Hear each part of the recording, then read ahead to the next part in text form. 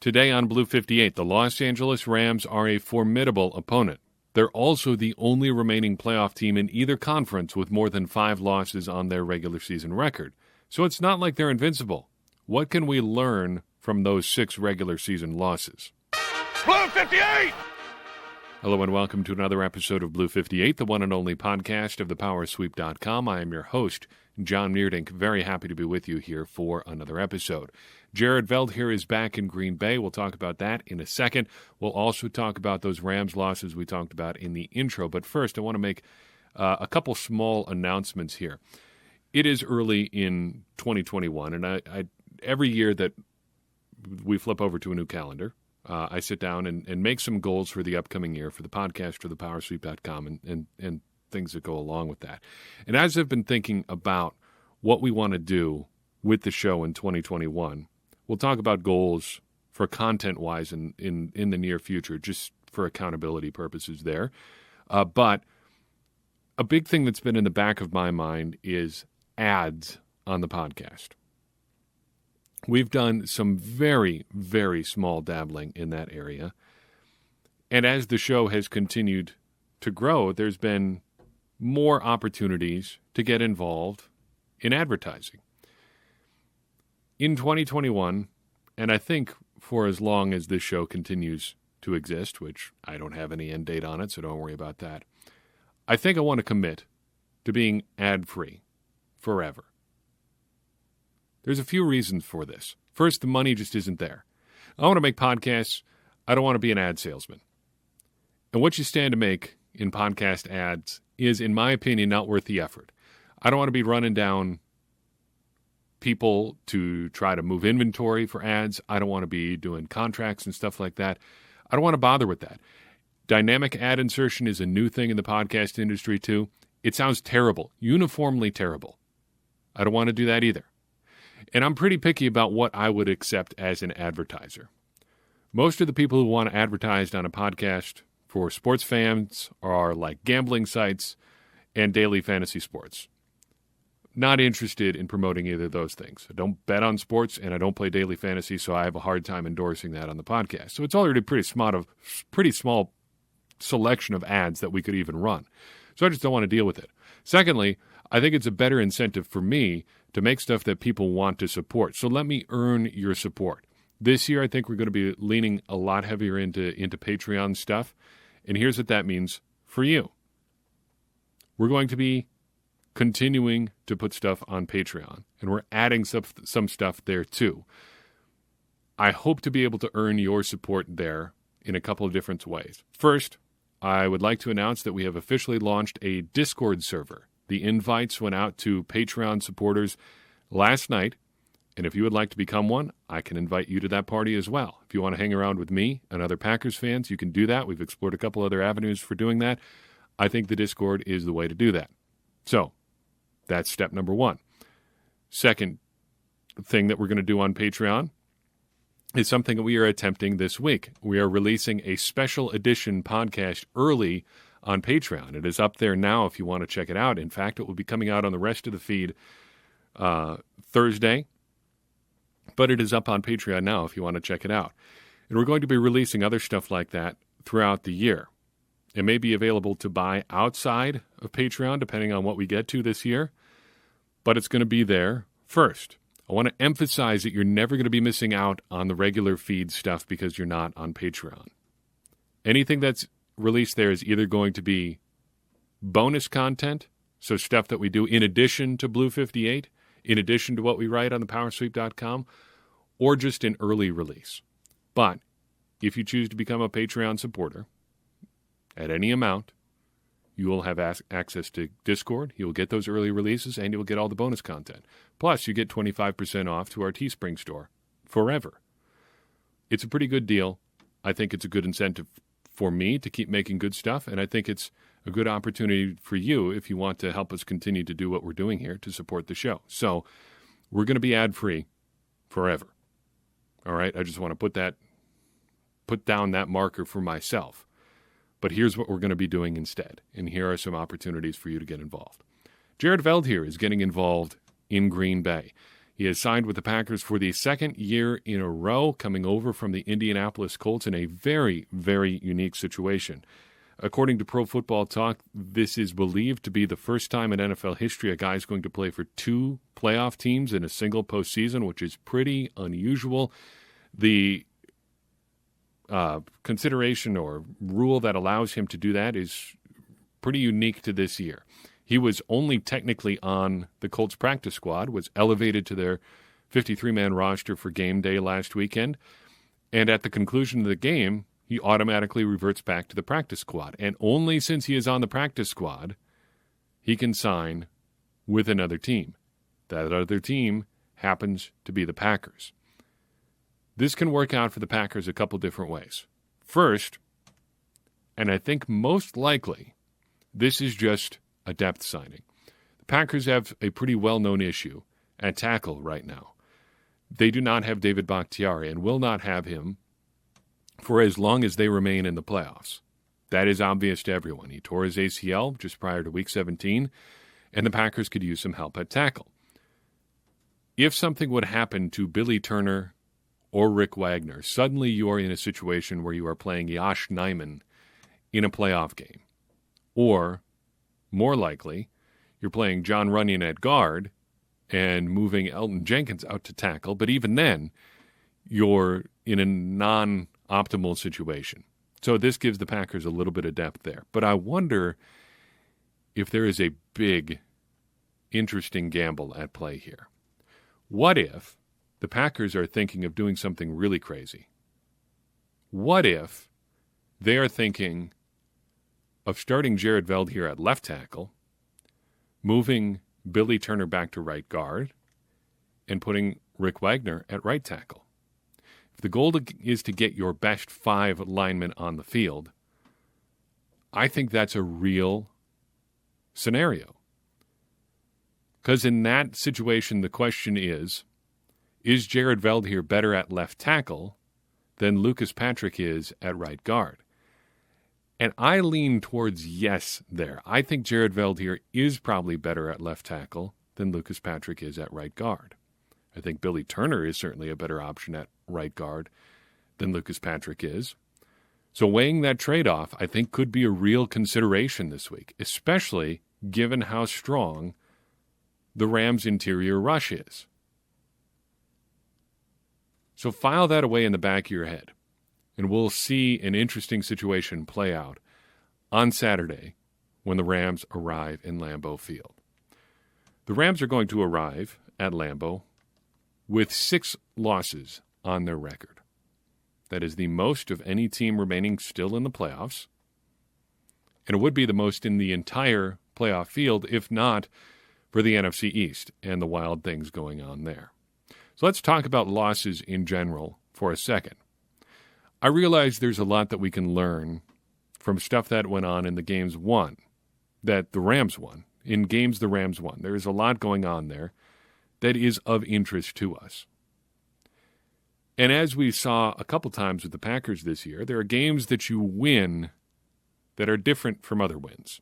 Not every W is created the same. Yes, in the box score it all counts the same, in the standings it counts the same, but not all wins are created equal. Think about how you felt after the Packers beat the Jaguars. That was not the world's greatest game for the Packers. A windy, snowy, yucky weather day in Green Bay. The Packers don't play particularly well. They get out of there with a win, and that's all that matters. But it was not a great game. But I specifically want to talk about losses for a few reasons. First, it's the most likely scenario for teams pulling a team out of what they want to do. So the Rams want to do X, Y, and Z. A loss is the most likely scenario where we can easily identify other teams pulling them out of what they want to do. Secondly, in losses, your warts tend to be the most obvious. Take, for example, the Packers lost to the Minnesota Vikings. In that game, it was painfully obvious that the Packers could not stop the run. It was also painfully obvious that outside of Davante Adams, they didn't have anybody who wanted to make plays in the passing game. The Rams have some games like that on their schedule. So let's take a look first at each of their 6 losses just in passing. I think it's helpful to categorize their losses. First category is losses to good teams. I think they've got 3 in this category. First, their Week 3 loss to the Bills. They lost 35-32. In Week 8, they lost to the Miami Dolphins 28-17. And if you wanted to argue and say that the Dolphins aren't actually a good team, that's fine. We've got a category for teams like them coming up. And third, they lost in Week 16 to the Seahawks 20-9. The second category is losses to teams that aren't necessarily as bad as you think. And if you want to put the Dolphins in this category, I'm fine with that. But the point is, some teams are not as bad as their records say they are, and you still need to take them seriously. The Rams lost to the 49ers twice in the regular season. In Week 6, the 49ers beat them 24-16, and in Week 12, the 49ers beat them 23-20. Finally, third category of loss is just weird flukes. The Rams are a pretty good team. And yet, as a pretty good team, they lost to the New York Jets 23-20. I really don't know what to make of this one. Sometimes games like that just happen. You burn the tape, you move on. I think that's probably a burn the tape game for the Rams. Just to be fair, let's talk real quick about games we'd put for the Packers into these same categories. Losses to good teams, Buccaneers and Colts. Pretty obvious. Teams not as bad as you think. The Vikings loss probably falls into that category. If you want to call the Vikings an actual good team, I wouldn't fight with you too hard. They didn't make the playoffs, though. Fluke losses, nearly the Jaguars, but again, they're probably not also not as bad as you think. The Panthers kind of fall in that category, too. So, what do the Rams' losses tell us about how you can beat the Los Angeles Rams? First and foremost, forcing Jared Goff to turn the ball over is never going to be a bad idea. In each of the Rams' 6 losses, Jared Goff had at least 1 interception. And I like the odds of something like that happening with Jared Goff being forced to play on the road just a couple weeks after having surgery on his thumb in cold weather. All of those things seem to work in the Packers' favor as far as forcing Jared Goff to turn the ball over. And it doesn't even have to be like a 4-interception afternoon. It could be Jared Goff keeps the Rams in the game, but fourth quarter, he's forced to throw deep, and just like Mitchell Trubisky in the regular season, suddenly it's an interception, the Packers run out the clock, and it's game over. Beyond that, I think there are a couple things that we need to do before diving into the losses. First, throw out the Jets loss. That's too fluky for me. Throw out the Dolphins loss. I think they're too different from the Packers. That leaves us with the Rams loss to the Bills, the loss to the Seahawks, and both 49ers losses. Broad similarities. I think these losses show that good offenses can score enough to beat the Rams. Now, we've heard a whole ton this week, even as young as this week is, about how formidable the Rams defense is. And they are. They're very good.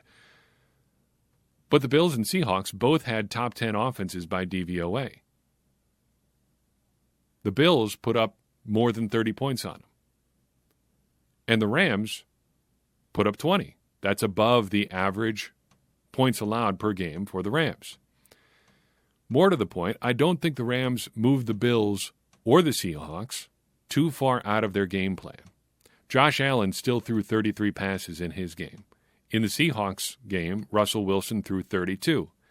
Both of these teams kept throwing, even though the Rams are tough through the air. Secondly, I think we can safely argue that tight ends play a significant factor in each of these losses. In the Bills game, they threw 6 of their 33 passes to tight ends. In the Seahawks loss, Russell Wilson threw 9 of his 32 targets, 32 passes to tight ends. In the 49ers losses, San Francisco threw 10 balls to George Kittle, very understandable, always a good idea. But in their second loss to the 49ers, the Rams were on the receiving end of 8 tight end targets, and that was without George Kittle in the lineup. Thirdly, I think it's important to note that no matter how strong an opposing team is playing, the Rams don't really get forced out of running the ball. They stack up quite a few attempts even in these 4 losses that we're looking at. Much like how the Titans played against the Packers, they're going to keep running the ball even if they're down. And only when you force them way out of their game plan will they start passing a disproportionate amount. I'd like to close by looking specifically at the 2 49ers losses. I think there are 2 good reasons to look at these losses in particular. First, the 49ers got it done against the Rams despite being undermanned.